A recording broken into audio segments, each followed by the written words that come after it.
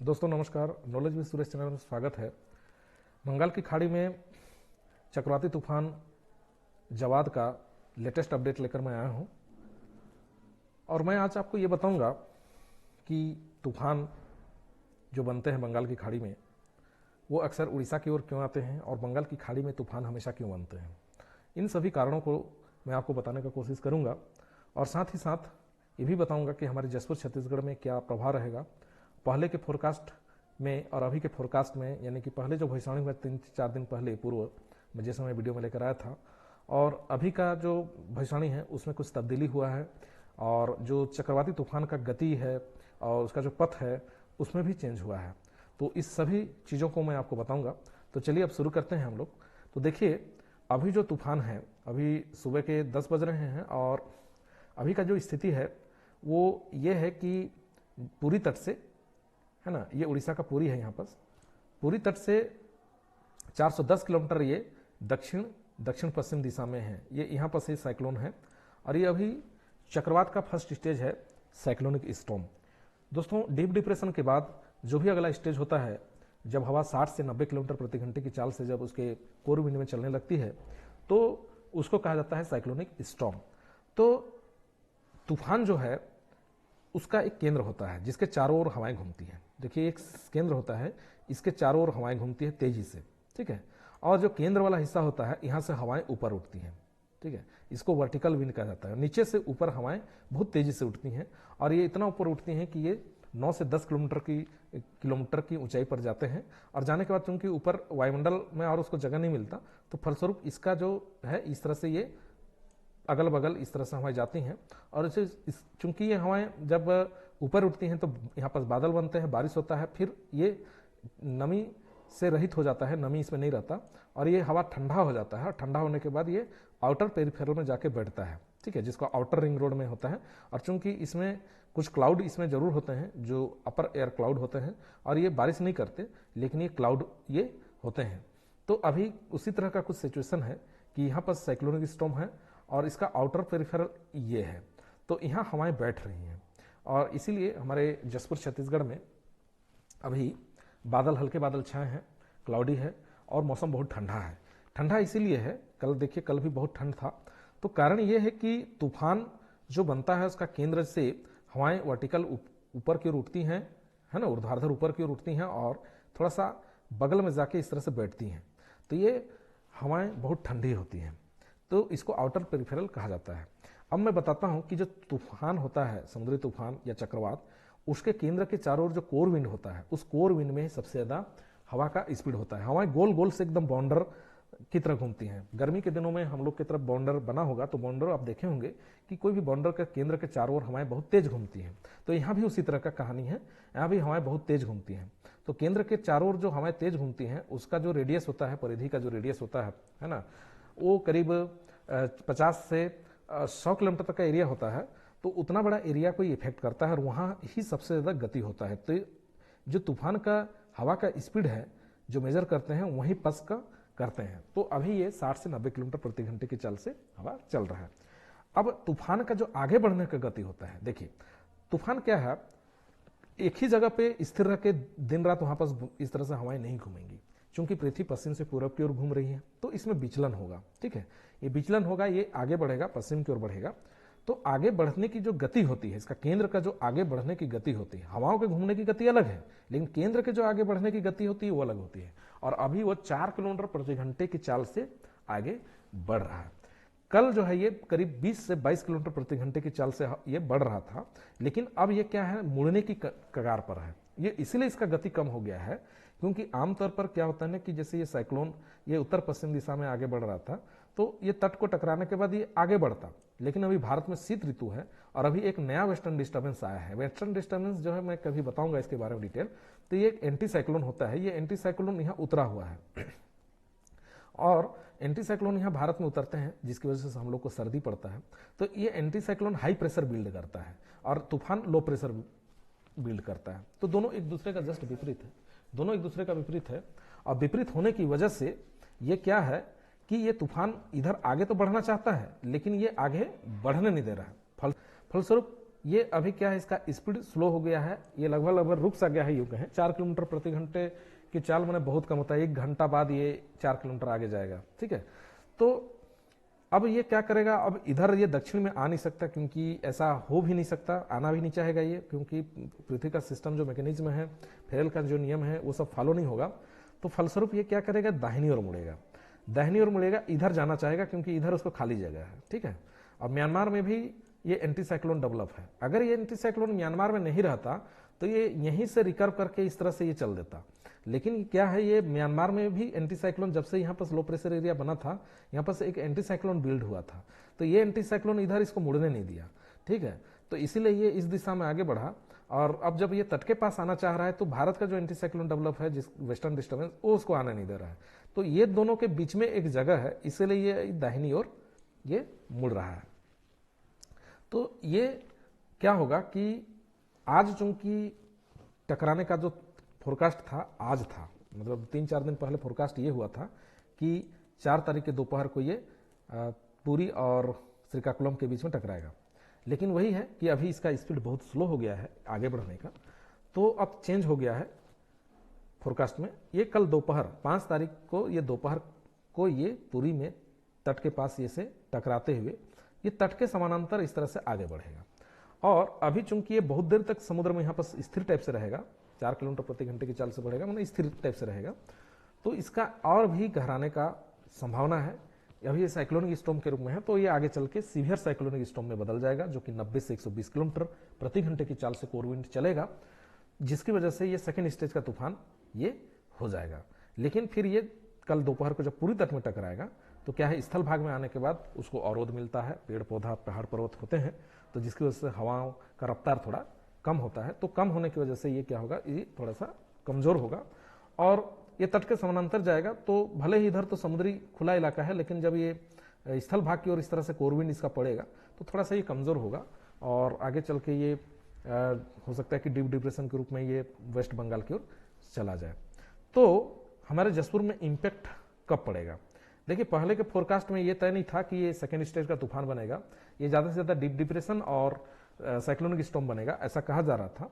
तो ये देखिए, तूफान जब गहराता है तो उसका केंद्रीकरण होता है, मतलब तूफान जब ज्यादा ताकतवर होता है तो आसपास का जो क्लाउड होते हैं उसको ज्यादा एक ही जगह पे इकट्ठा करता है, इसलिए उसका केंद्र जहां पर भी गुजरता है वहां पर और अति भारी बारिश और हवाएं चलती हैं। तो तूफान गहराने की वजह से क्या है कि ये थोड़ा सा इसका जो क्लाउड बैंड है ये सेंट्रलाइज्ड हो गया, जैसे आप सैटेलाइट इमेज में देखिए ये क्लाउड बैंड थोड़ा सा सेंट्रलाइज्ड हो गया। तो सेंट्रलाइज्ड होने की वजह से जसपुर पर इंपैक्ट कम पड़ रहा है, क्योंकि जसपुर में आज का जो बारिश होने का जो अनुमान लगाया था ये इसलिए लगाया गया था कि ये हो सकता है सिस्टम थोड़ा सा अंदर जाए, और अंदर जब ये जाता और आज ये टकराता, आज टकराने का संभावना था 4 तारीख को, इसीलिए 3-4 दिन पूर्व जो है बारिश जसपुर छत्तीसगढ़ में ऐसा फोरकास्ट किया गया था।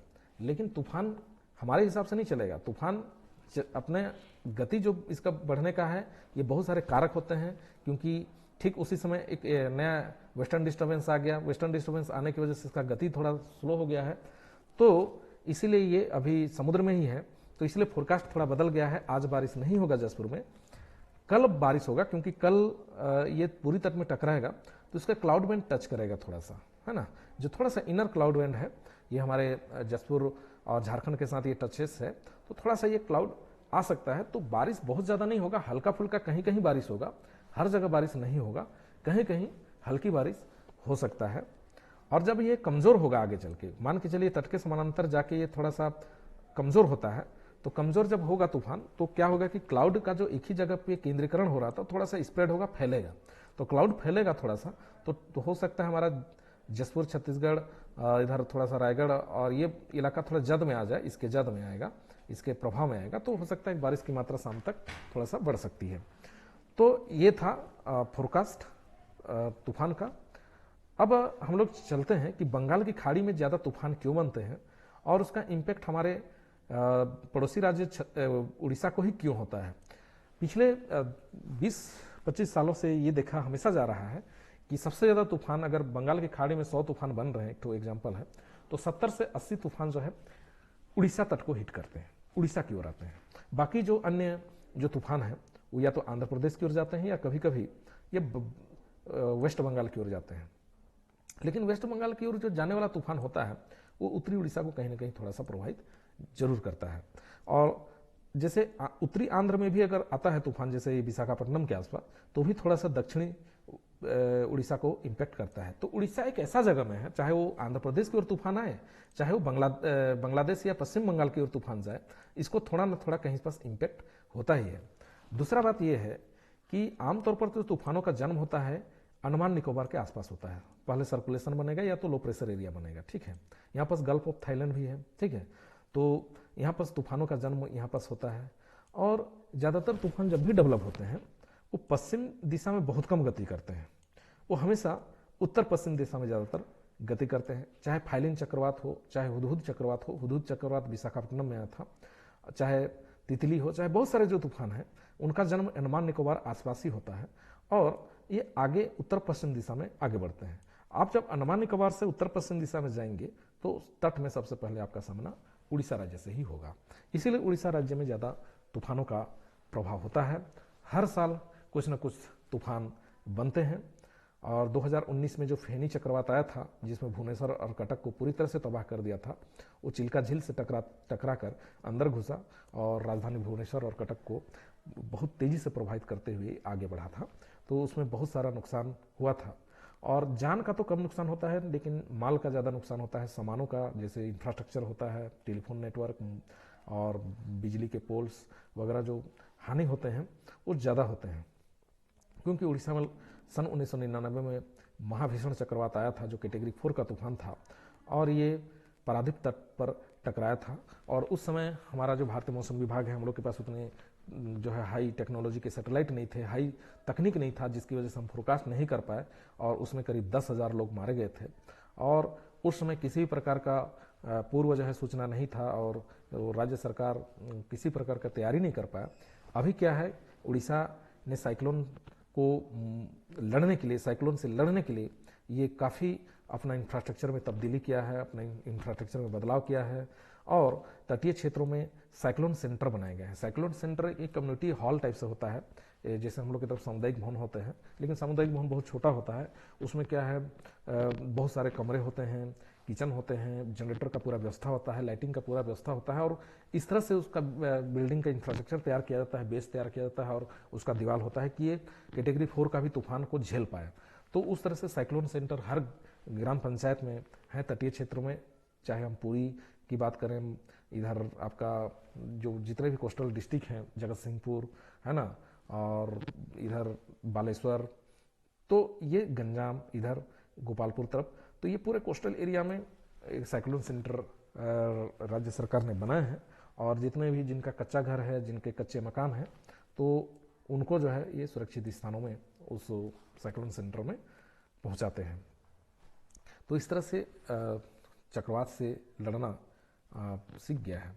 दूसरा देखिए दोस्तों, बंगाल की खाड़ी में तूफान ज़्यादा जन्म क्यों होता है? भारत में दो हैं, एक बंगाल की खाड़ी है, एक अरब सागर है। देखिए, जो पहला जो कारण है कि अगर हम लवणता की बात करें तो बंगाल की खाड़ी का जो पानी का खारापन है, नमक है, वो कम है अरब सागर से। अरब सागर का पानी ज़्यादा खारा है और बंगाल की खाड़ी का पानी कम खारा है। उसका कारण क्या है कि भारत में जितनी बड़ी बड़ी नदियाँ हैं, चाहे आप गंगा नदी को ले लीजिए, चाहे ब्रह्मपुत्र नदी को ले लीजिए, ठीक है, इधर हमारा जैसे छत्तीसगढ़ से जो महानदी निकलती है उड़ीसा में आगे चल के ये भी बंगाल की खाड़ी में गिरती है। फिर ये गोदावरी नदी ले लीजिए, कृष्णा, कावेरी, जितनी भी बड़ी बड़ी नदियाँ हैं ये सभी नदियाँ बंगाल की खाड़ी में गिरती हैं। और भी छोटी छोटी नदियाँ हैं जिसको हम नहीं ले रहे हैं, ये मुख्यतः बड़ी बड़ी नदियाँ हैं। और ये नदियों का पानी पूरी तरह से आता है, जैसे गंगा नदी है, ब्रह्मपुत्र नदी है, ये पूरा जो पानी है ये मीठा जल लेके आता है। नदी का जो पानी होता है मीठा होता है, खारा नहीं होता। तो क्या होता है कि जो समुद्र का सतह का पानी है उसका खारापन कम होता है और खारापन कम होने से सूरज का धूप इसमें जब पड़ेगा तो इसमें वाष्पीकरण तेजी से होता है और वाष्पीकरण ज़्यादा होने की वजह से इसमें क्लाउड ज़्यादा बनते हैं। और जाहिर सी बात है, जब नमी या क्लाउड ज़्यादा बनता है तो कोई भी तूफान का शक्ल इसमें ले लेता है। दूसरा जो कारण है कि जो भूमध्य रेखा है, भूमध्य रेखा श्रीलंका से नीचे है, तो भूमध्य रेखा से 15 डिग्री के बीच में ये बंगाल की खाड़ी अवस्थित है, विशेषकर ये अंडमान निकोबार का एरिया। और आप देखेंगे कि अंडमान निकोबार से यहाँ से लेकर यहाँ ये गल्फ ऑफ थाईलैंड, बैंकॉक जो है ये देश, बैंकॉक यहाँ पर से देखिए थाईलैंड की राजधानी, थाईलैंड से लेकर ये पूरा जो एरिया यहाँ से यहाँ तक, यहाँ पास बंगाल की खाड़ी का जो हिस्सा है चौड़ाई बहुत ज़्यादा है, ठीक है। तो कहीं पास भी अगर ये हमारा लो प्रेशर एरिया जैसे यहाँ पास बनता है अंडमान निकोबार में, तो ये जब उत्तर पश्चिम दिशा में आगे बढ़ता है तो तूफान का शक्ल लेता ही है, क्योंकि यहाँ से समुद्र से इसका दूरी थोड़ा ज़्यादा बढ़ जाता है, इसको ज़्यादा समय मिलता है गहराने के लिए। और जो साइक्लोन सीजन होता है वो मानसून के बाद अक्टूबर, नवंबर और दिसंबर होता है, और मानसून से पहले अप्रैल और मई होता है। इन्हीं महीनों में सबसे ज़्यादा तूफान बनते हैं। मानसून के सीज़न में तूफान नहीं बनते, क्योंकि मानसून के सीज़न में सूरज जो है उत्तर की ओर आ जाता है, और जो सारे वेदर सिस्टम उत्तरी बंगाल की खाड़ी में बनते हैं या आसपास बनते हैं, लो प्रेशर एरिया चाहे डिप्रेशन जो बनते हैं, ये सभी उत्तरी क्षेत्र में बनते हैं। और यहाँ पास देखिए, यहाँ पास बंगाल की खाड़ी का जो यहाँ पास जो मुंह है, यहाँ पास जो है चौड़ाई कम है, तो मान चलिए यहाँ पास भी लो प्रेशर एरिया बनता है, तो ये आगे चलते चलते ये उतना ताकतवर नहीं बन पाता है ना, ये डिप्रेशन या डीप डिप्रेशन तक बनता है, फिर ये तट को पहुँच जाता है, और तट को पहुँचने के बाद फिर वो और कमज़ोर हो जाता है। तो इस समय जो सिस्टम बनता है मानसून सीजन में, यहाँ पास भी लो प्रेशर एरिया डिप्रेशन जो भी बनता है वो उस समय आगे बढ़ता है, और उस समय जो है हमारा छत्तीसगढ़, झारखंड, उड़ीसा, ये इन भागों में भारी वर्षा करने के लिए जिम्मेदार होता है। वो कभी मानसून सीजन में हम उसके बारे में बताएंगे। तो सारे जो वेदर सिस्टम है वो उत्तर की ओर खिसकते हैं। उस समय अंडमान निकोबार में नहीं बनता लो प्रेशर, क्योंकि मानसूनी हवाएं इस तरह से जाती हैं, इस तरह से मानसूनी हवाएं जाती हैं, है ना, मानसूनी हवाओं का फ्लो यहाँ पास ज़्यादा होता है, जिसकी वजह से यहाँ हवाएं नहीं घूम पाती, ठीक है। तो ये हवाएं आगे टकराने के बाद म्यांमार तट के आसपास यहाँ पर सिस्टम, उसमें उत्तरी बंगाल की खाड़ी में सिस्टम बनता है, और ये सिस्टम आगे बढ़ता है, और यहाँ पास चौड़ाई कम है, जिसकी वजह से तूफान नहीं बन पाता उस समय। तो इसलिए जो सीजन होता है मानसून के बाद और मानसून के पूर्व होता है, जैसे मैंने आपको बताया। तो दोस्तों ये था चक्रवाती तूफान जवाद का अपडेट, और मैं वीडियो लेकर आता रहूँगा, और जो भी किसी भी प्रकार का इसमें तब्दीली होगा मैं आपको ज़रूर बताऊँगा। तो ठीक है, वीडियो को लाइक कीजिए, चैनल को सब्सक्राइब कीजिए, और वीडियो को शेयर भी कीजिए, ताकि किसान भाइयों को मदद मिले। और आज बारिश होने की संभावना नहीं है, आज दिन भर बादल छाए रहेंगे, लेकिन संभवतः कल जो है बारिश हो, और परसों को भी बारिश होने की संभावना नहीं है, क्योंकि तूफान आगे निकल जाएगा इधर पश्चिम बंगाल की ओर, और कमज़ोर भी हो जाएगा। और इधर क्या है, उसको स्थल भाग होने की वजह से इसको सपोर्ट नहीं मिलेगा नमी का उतना, और इधर क्या है, समुद्र का पानी थोड़ा सा ठंडा भी है इधर, तो जिसकी वजह से ये तूफान काफ़ी कमज़ोर हो जाएगा, और उसको नमी का भी सपोर्ट नहीं मिलेगा। तो ये परसों को 6 तारीख को अपना इम्पैक्ट केवल ये पश्चिम बंगाल, कोलकाता के आसपास दिखाएगा, हम लोग की तरफ इम्पैक्ट कम हो जाएगा। इम्पैक्ट इसका जो बारिश के रूप में रहेगा ये कल ही रहेगा, कल बारिश हो सकता है, हल्का बारिश होगा। तो ये था अपडेट, और ठीक है, अब हम आपको नेक्स्ट वीडियो में मिलते हैं।